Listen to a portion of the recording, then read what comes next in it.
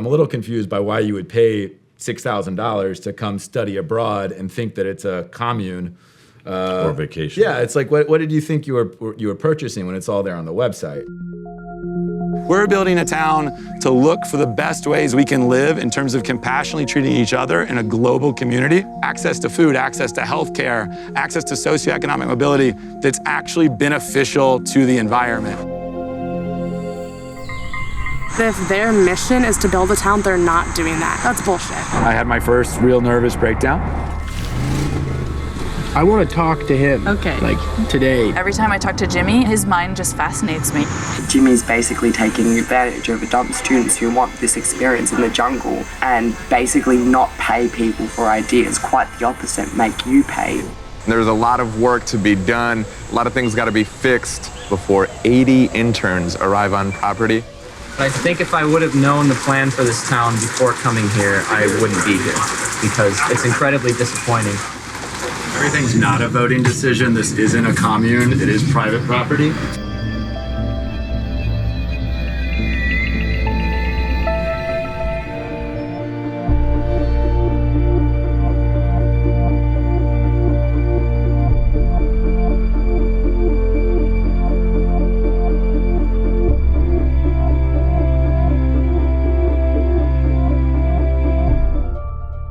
Maybe we could start with just what is Kaluyala and sort of the sort of jungle town. Like we call it Jungle Town because that's our series. But what is the actual town? What's the idea behind it? The whole idea is to say, can we build a civilization where people take care of each other and take care of the earth in a way that's profitable for the economy and for investors? What I'm trying to do is show that we can make more money than other real estate developers while actually being something that's good for the world at the same time. How big is the farm? 575 acres. So 575 acres. And how big is the town going to be when it's done?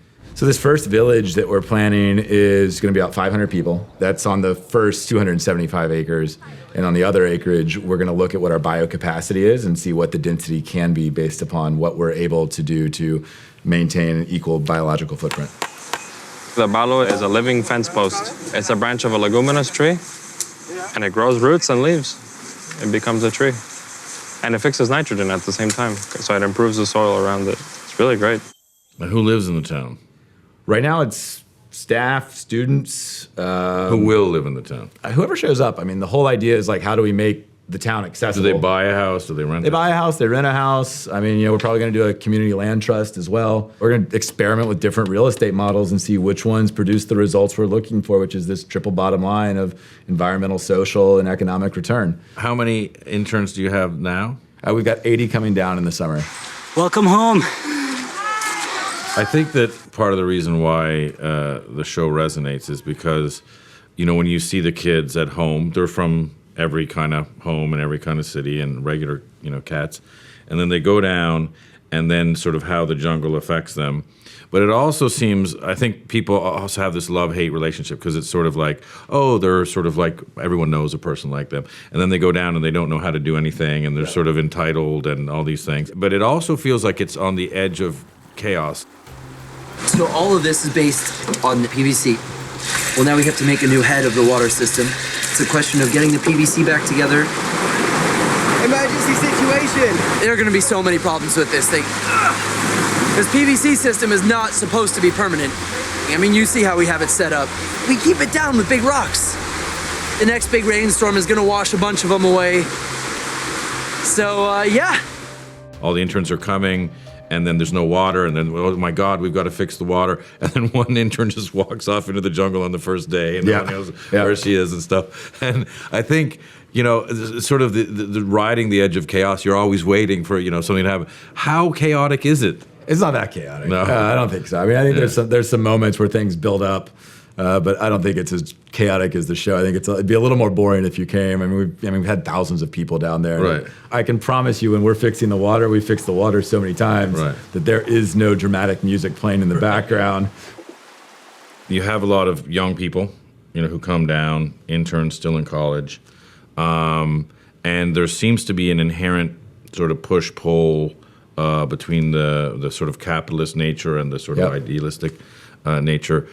maybe you could explain some of the conflict or inherent conflict that's happening because of that. I think a lot of people are disempowered right now. You know, you look at millennials and who's got a job and what they're making compared to their dad in 1970. So I think that there's a lot of built-in animosity, like you have to choose capitalism or environmentalism or social rights. Right.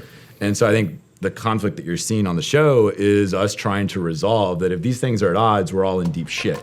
Sustainability in the jungle might not match up with what Kaluyala is actually doing. I kind of want to know what you guys think sustainability is. I'd like to have a little bit more information on some of the aspects of the program, like where certain parts of our money is going. I'm so scared of saying that I don't trust Jimmy. I really want to believe in this place.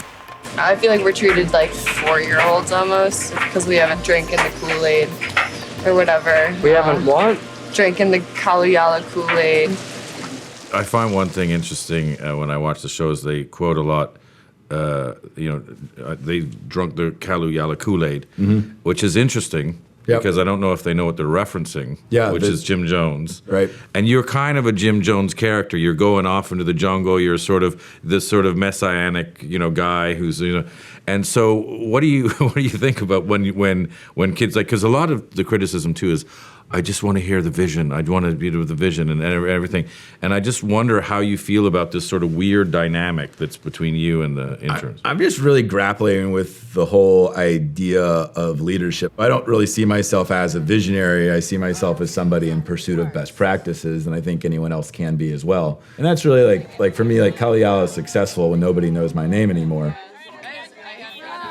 So your business model, which is very interesting, is that you have interns come down, they pay, and then they do work to sort of build the town. And I think, when you watch the show, there's some conflict there. And I think that, when you have a business model that sort of relies on interns, but then during each semester, a number of interns leave. So maybe you could talk about why they leave and also how that affects your business model and what are some of the reasons why they leave.